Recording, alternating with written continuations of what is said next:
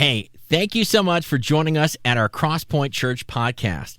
Now, if you're new to our podcast or maybe new to our church in general, we're just a bunch of messed up people who don't have it all together, running after a heavenly leader who loves us and meets us right where we are. We hope this message encourages you, builds your faith, and strengthens your confidence as you continue down this journey of what it means to know and follow Jesus. Enjoy this message. Here they come. How about that? Hey, welcome again to Crosspoint. If we've not met, my name's Abbie, and I am so excited to get to be with you this weekend. Whether you are here in the room or joining us in the online spaces, let's make some noise for our online crew this weekend. Some of you are on spring break, and we're all jealous. But and speaking of make some noise, let's make some noise again for that incredible band, that cover song. How fun was that? I learned something new this weekend as I was looking into that song and kind of the origins of it. That phrase, dog days are over, that's something we've probably all heard. It's kind of a common lexicon, but I didn't realize that it actually goes way back, like ancient roots, ancient Rome, all the way back to, there was a star, Sirius, that they called a dog star. And part of it was because this constellation kind of looked like a dog, but part of it was they noticed that when this star was brightest in the sky, closest to Earth, the animals were like sleepier than normal. They were kind of laying around. And then when that star would start to move away, all of a sudden they would wake up again, which is really fitting for where we're headed today. Because today we're going to be talking about what it looks like to wake up and where we go from there. And, as we're moving into something new, and many of us, I think, are in a place like that right now. It's kind of the feeling, the vibe of this time of year as the world starts to bloom to life around us. I don't know if any of you have been as excited as I have to see like flowers popping up in your neighborhood. This is the only picture I have on my phone of the flowers in front of our house, so you get a bonus baby. You're welcome. I'm so excited as I start to see these signs of spring. Maybe you are walking in here today and you're feeling energized because you've just unplugged for a bit. You've taken some time off for spring break and you're feeling ready to step in to what's next. Some of us are in that space today because of what we experienced last weekend as a part of Easter. And I have to tell you, this was one of my favorite Easter weekends of all time. As you've already heard a little bit, it was such an incredible weekend here at Crosspoint. And first of all, I just want to say thank you to all of you who made that possible. There were so many people who raised their hand, who jumped in and helped create the experience where God began to write so many stories over last weekend. And if you missed it, I want to give you a little glimpse of some of what unfolded. Check this out.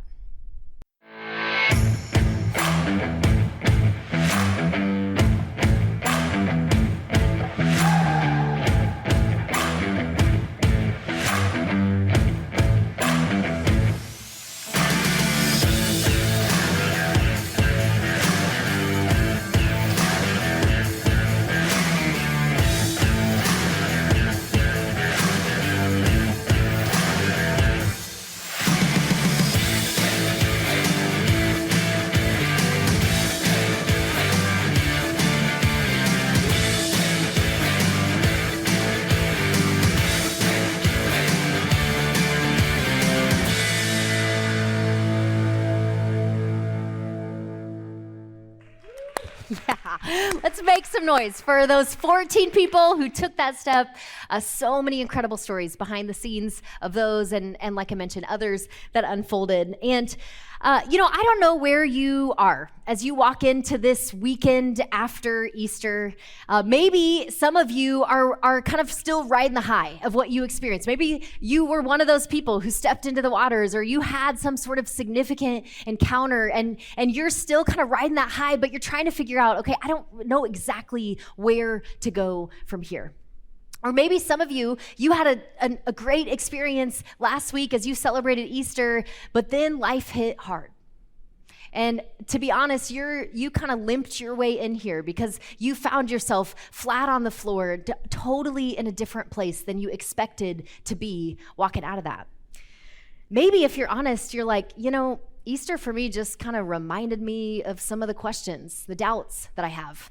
I'll be honest, there are questions that pop up for me every single Easter. There's so much of that story that's hard to wrap our minds around. Maybe you're walking in here and you're like, you know what? I've been in a season of waiting, longing, looking for a breakthrough to come that I thought maybe was coming, but it just hasn't yet. And you're feeling stuck. Wherever you find yourself in that, we're going to be looking at a post-Easter moment that I think has something for every single one of us today. It's a story that is, to be honest, one of my absolute favorite stories in all of Scripture. And it's one that we find in Luke's account of Jesus' life, in Luke chapter 24. And this comes right after Luke has told us the story of the women who go to the tomb on Easter morning, go to prepare Jesus' body for burial, only to find that there is no body there. The women who were told, "Why are you looking for the living among the dead?" Who then went back and found some of the disciples and told them everything that they had seen. And then Luke tells us that Peter rushes to the tomb and finds it exactly as they had described. And so at this point in the story, the news that Jesus has risen has been announced, but no one is quite sure that they believe it yet. And this is especially true for these two disciples that we're going to meet next. Luke tells us that on that same day, two of them. Now, you may wonder which two. And we know that one of them was a guy named Cleopas. But to be honest, that's about all that we know about him.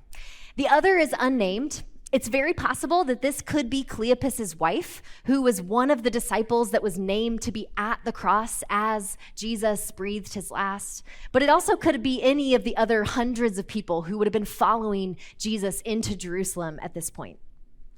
So what we know for sure, though, is that these two are not a part of Jesus's closest inner circle. So these two, they're walking around along the road. They're going to a village called Emmaus. Now, I want you to pay attention to that word, because that's going to be important. We're going to come back to that. It was about 7 miles from Jerusalem. And as they're walking, they're talking to each other about everything that had happened.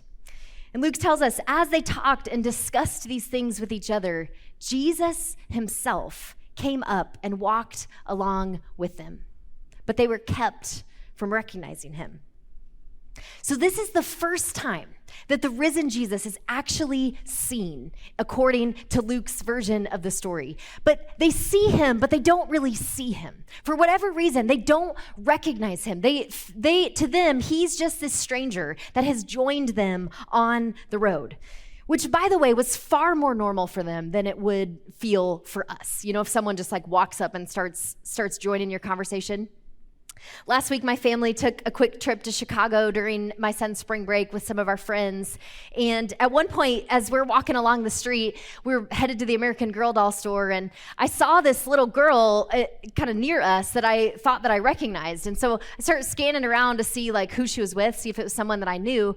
And I noticed her mom. And before I realized the words that were coming out of my mouth, I found myself saying, "Are you Obi Toppin's family?" Which, if you don't know, is a basketball player for the Indiana Pacers. And, I start like gushing about how huge of fans we were. And they were so kind. They were very gracious about it. But after the conversation was over, my husband and our friends would not stop making fun of me for how creepy I was, that I had just recognized this little girl that I saw on Instagram and then decided it was appropriate to start a conversation with her family about it. So not my best moment. And it kind of feels like this is what Jesus is doing here as he joins these two on the road and starts talking to them, but he's not actually being weird by jumping in. See, this was very normal during this day for people who were traveling in the same direction, strangers, to join one another on the road. Because, they're walking. It's a long journey. It was normal for the company, but also for safety in numbers. It was not a place that you wanted to go alone. And so Jesus joins them, and then Luke tells us he asks them, "What you talking about?" And at this point, they stop short, sadness written on their faces. One of them, Cleopas, replies, "You must be the only person in Jerusalem who hasn't heard about the things that happened here the last few days." And Jesus plays along. He says, "What things?" They go on, "The things that happened to Jesus, the man from Nazareth." The irony here, they're telling him his own story. They said he was a prophet who did powerful miracles. He was a mighty teacher in the eyes of God and all people. The chief priests and our rulers handed him over to be sentenced to death, and they crucified him. But at which point we're tempted to finish this sentence with, but on the third day he rose again.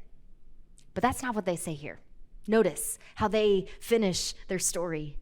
They said, but we had hoped that he would be the one to redeem Israel. We had hoped. Past tense.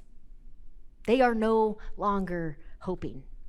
See, they had thought that if Jesus was the Messiah, if he was the Savior that they had been waiting for, that when they went with him to Jerusalem for this Passover holiday, that it was all about to hit the fan.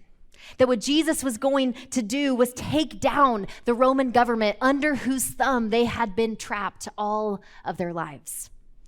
But instead, they get to Jerusalem and they watch that government brutally execute him.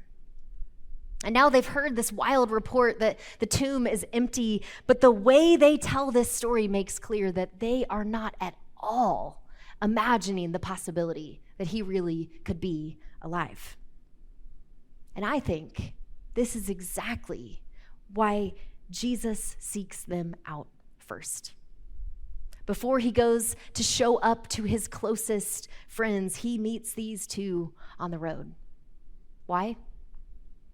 Because they were the ones who were walking away. They were on the road to giving up hope. While the others, though still not quite convinced, at least remained together in Jerusalem, holding out a thread of hope that the story wasn't over, these two are done. They're tired of waiting around for a God that doesn't seem to be delivering on what they thought he had promised. And when the story doesn't unfold the way they anticipated, they decide, you know what? None of that was ever real in the first place. We got it wrong. Their grief is too much to stay where they've been. And so we find them here on the road to giving up. And they can't see it yet. But Jesus goes with them on their way out. See, this is what Jesus always does. He walks with us when we're headed in the other direction, when we are completely unaware of his presence. When we find ourselves running low on hope, Jesus journeys alongside us. And maybe, like is true for these two on the road to Damascus, he not only meets us there, he meets us especially in the moments where we feel like he's long gone and hope is lost. Luke goes on and says that after these two disciples have told Jesus the whole story about himself, ending with, some people are saying that he's alive, but we're not so sure, Jesus asks them a question. And it's a question that's meant to help them see the place where they're getting stuck, the thing that is blinding them from seeing him right in front of them. He says, don't you see that these things had to happen? That the Messiah had to suffer and only then enter into his glory. And then he goes back to the beginning, to the book of Moses, and he went through all of the prophets, pointing out everything in Scripture that referred to him. He's showing them how the entire Bible is meant to be read through the lens of Jesus, through who he is and what he's about. One scholar, N.T. Wright, describes the scene like this. He says, these two disciples, like everybody else, had been reading the Bible through the wrong end of a telescope. They'd been seeing it as the long story of how God would redeem their people from suffering. But instead, it was the story of how God would redeem people through suffering, specifically the suffering of the cross. See, exactly the thing that these two think made Jesus a failure, his death on the cross, is the very thing that God was using to bring redemption. Now, this word redemption, redeem, we need to unpack this a little bit because this is like a nice church word that it's really easy to hear and just like not even think about what it means. But it's actually a word that we use other places in culture too. Maybe, when you think about redemption, maybe you think about redeeming tickets or redeeming coupons. Maybe what comes to your mind when you think of redemption is a movie or a book, maybe like Shawshank Redemption, one of the greatest movies of all time, in my opinion. Or maybe if you grew up in a family like mine, you think of this quote, this clip. Check this out. You know, Lloyd, just when I think you couldn't possibly be any dumber, you go and do something like this. And totally redeem yourself!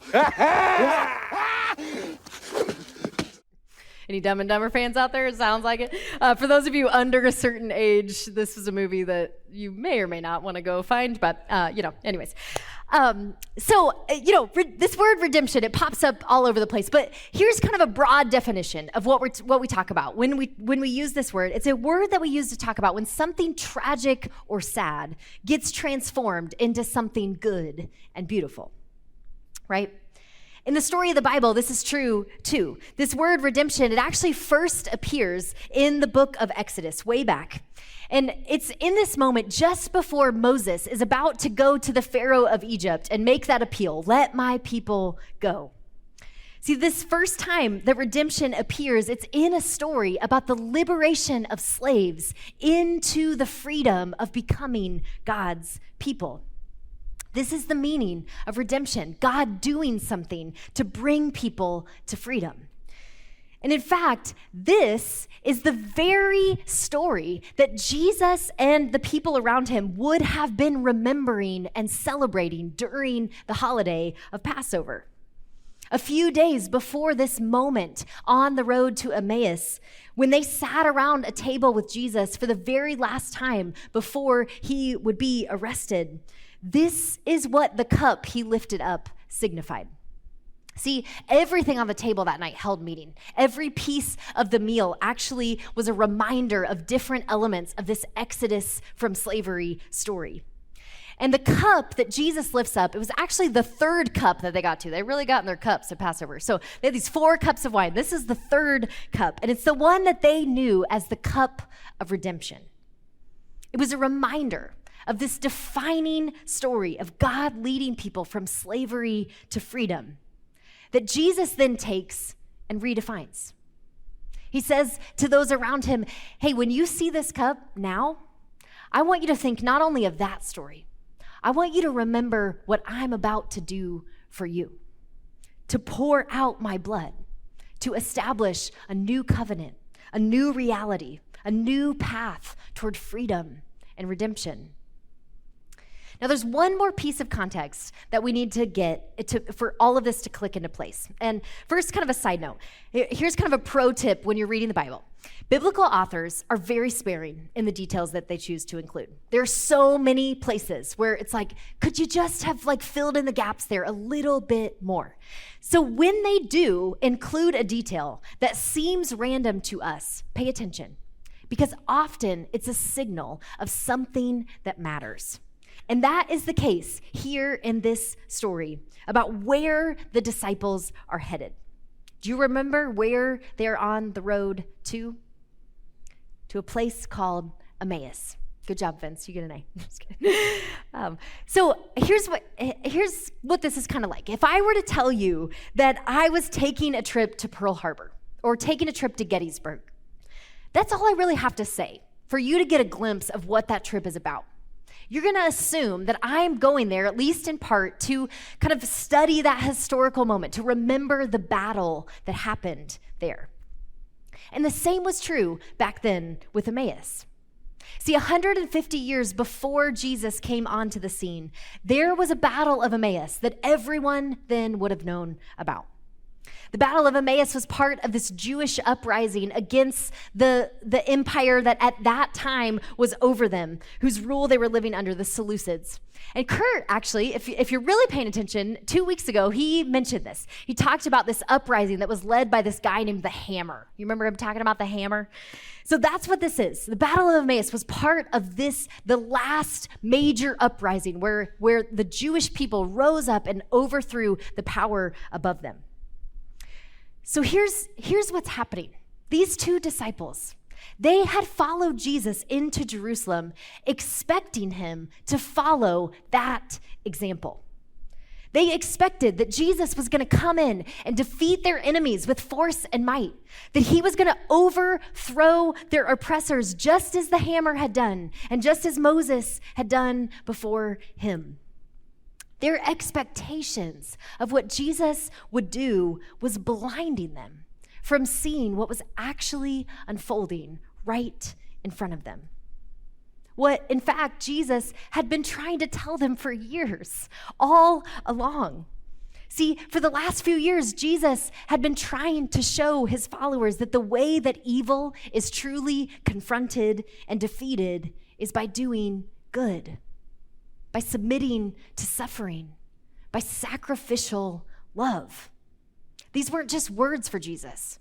Over and over, he demonstrated this is what it looks like to live in the kingdom of God. You love your enemies. You do good to those who hate you. And now he's gone as far as giving up his own life because he knew that the path that looked like defeat was really the way toward overcoming, toward real redemption. And that redemption was never going to be accomplished by tromping on his enemy, by defeating them the way that the hammer had defeated people at the Battle of Emmaus, or defeating them the way Moses had with Pharaoh, but by willingly becoming the sacrifice. This is what Jesus is explaining to these followers as they walk along the road. How the cross was always where the story was heading. And maybe for some of us, just like these two, as they walked along the road, what God has next for us might be a reframing of what we thought we knew, of who he is and what he's about. Perhaps for us to begin to see the ways that God is with us, the ways that God is working in our lives, we might have to open ourselves to allow God to reshape our perspective, to shake up some of the beliefs that we've picked up along the way that don't actually line up with who he is and what he desires for us, what he desires for the world. This is one of the reasons that I'm so excited about this new series, this new initiative that we're going to be starting next week. We're going to be talking a lot about this, about what it looks like to go from the places where we are to the places that God wants to take us next. Now, as you're listening to all of this today, if all of this is raising some more questions for you, maybe if you're hearing things that don't totally make sense or that are new, or maybe you walked in here today and you've just been in a season of wrestling and just continually dealing with some questions of faith. Maybe you've recently taken a step of faith for the first time or re-engaged for the first time in a long time. And if any of those things are true of you, I want to invite you to consider joining me for this starting point experience that's beginning this Thursday. It's a short-term commitment, a 6-week experience where we'll come together. You'll get to meet some other people around here. We'll watch a video and then get to process what we're experiencing. And I'm telling you, the first time I went through this, I could not believe how much I got out of it. And so what I want to do is I want to show you, in case you've never seen this, a little glimpse of if you show up, what we'll be looking at the first week, just to kind of give you a taste of what's to come. Check this out. Sometimes adults need a new starting point. In fact, adults often need a brand new starting point for faith. So what we're going to do in this series, what we're going to do for the next few weeks, is we're going to hit the restart button. We're going to hit the restart button and ask the question, what if we didn't know anything? Where would we start? What if we'd never heard any of those stories? Where would we start? What if we'd never read the Bible? Where would we start? What if we'd never gone to church? Where would we start? Where would we start if we were starting all over as adults as it relates to faith, and specifically as it relates to the Christian faith? So we're going to hit the restart button, and we're going to all start over all together. And we're going to learn some new things, and we're going to hear some challenging things. You're going to hear some things that you've heard before, but my hope is that for many of you, where there's been a gap, where you want to believe, you want to be able to reconcile the real world, your adult world, with your faith, that you'll find that they are easily reconcilable, but we're going to have to approach this a little bit differently than perhaps you approached it as a child. If that piques your curiosity at all, regardless of how long you've been around here, if you've never gone through this before, this is for you. Would love for you to join us. And if you're new or newer around here, this is a great place to get started. All right, let's get back into this story that Luke is telling us because it's not quite over yet. Let's look at what happened when they got to the end of the road. At this point, they'd been walking along for hours, listening to Jesus explain all of these things, and yet still they can't see it. They're still not realizing that he is actually the one who's walking with them. And so they get to where they're headed, and Jesus is like, hey, good walking with you. See you later. He starts to go on, and they're like, no. Come, have dinner with us. Stay with us a little longer. They're curious. And so they go in, and they sit down to have dinner, and then Jesus, the guest, the stranger, steps in and starts acting like he is the host. Luke tells us that as they sat down to eat, he took the bread and he blessed it. He broke it and gave it to them. And if this sounds familiar, it's because it's meant to. See, this is exactly what Jesus did the last time they had sat around a table with him, during that final meal before his death. Luke goes on and says, in this moment, suddenly, finally, their eyes were opened and they recognized him. And then he just disappears. And they look around and they're like, oh my gosh. They're starting to look back and they're realizing, were not our hearts burning within us as he was explaining these things, as we were talking with him along the road? See, after walking and talking with him all day long, it wasn't until they stopped to share a table and pass bread that they realized it was in fact Jesus that had been with them the whole time.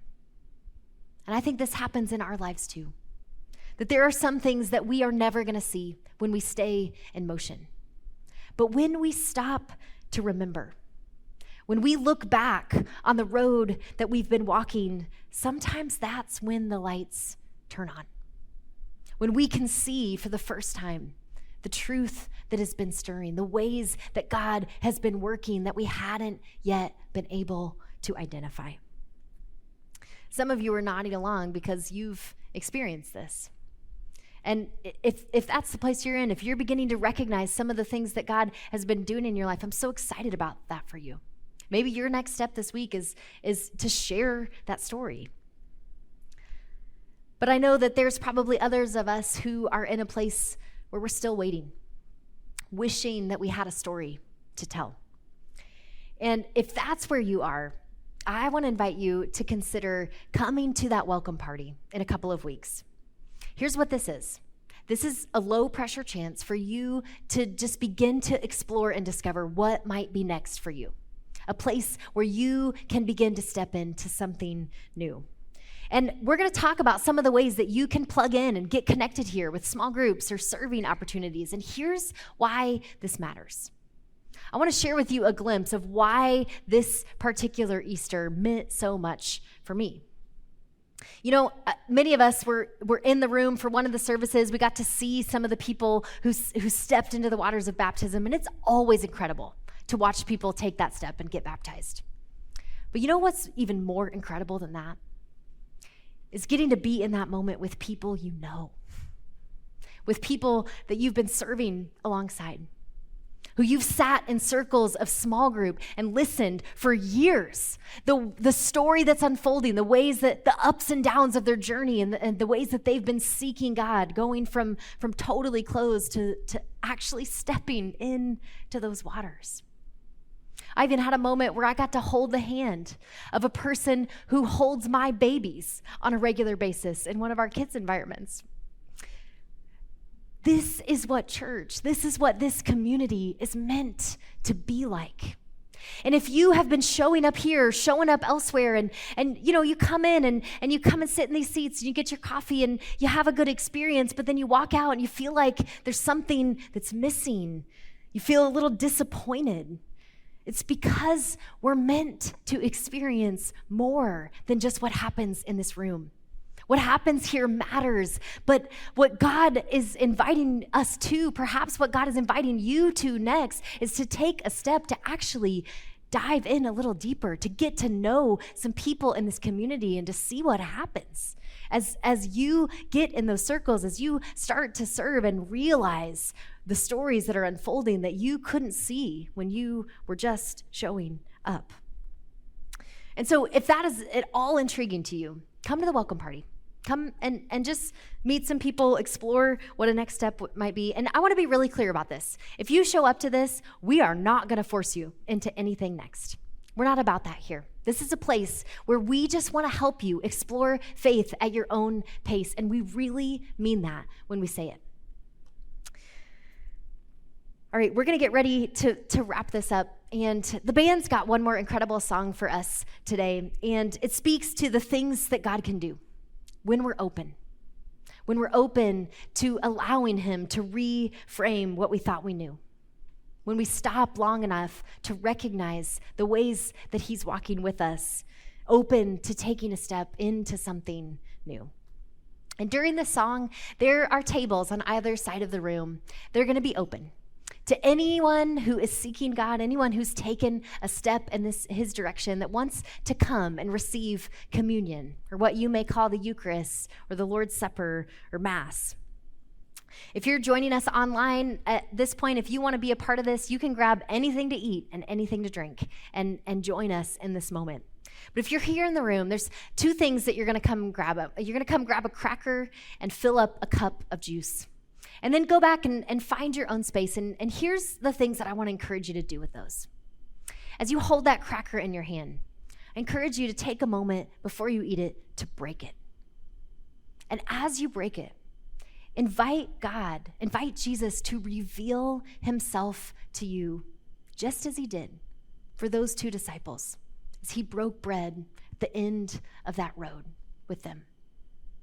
And then as you take that cup, may you see it as the cup of your redemption, as a reminder of all that Jesus poured out so that you could take a step into freedom, so that you could experience change that really is possible. Maybe you'll drink it as a promise, as receiving a promise that even though hope seems so hard to access, that perhaps God really is right there with you. And so at any point during this song, if you want to come and receive this, you can do that. But let's go ahead and stand, and I want to pray for you as we step into this.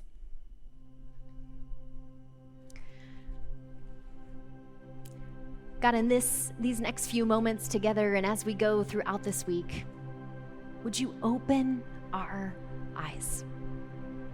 Would you show us where you are, who you are, reveal yourself to us. Help us to see the ways that you have been walking with us. God, as we come to this table, we do so because we want to encounter you. We want to experience more of who you are. We want to glimpse your goodness. And so God, I thank you that you are a God who is accessible to us, who is always reaching out in our direction. Thank you for being the kind of God that meets us on whatever road we are walking and turns us around and leads us in a better direction. And so God, help us as we receive these elements to experience that you are near. Amen. Tables are open as we sing together. Thanks so much for joining us today. Take a moment to follow our podcast on your preferred platform and be sure to download our app to stay informed on everything happening here at Crosspoint. And if you like what you heard today, don't hesitate to share it with a friend that might need to hear it too.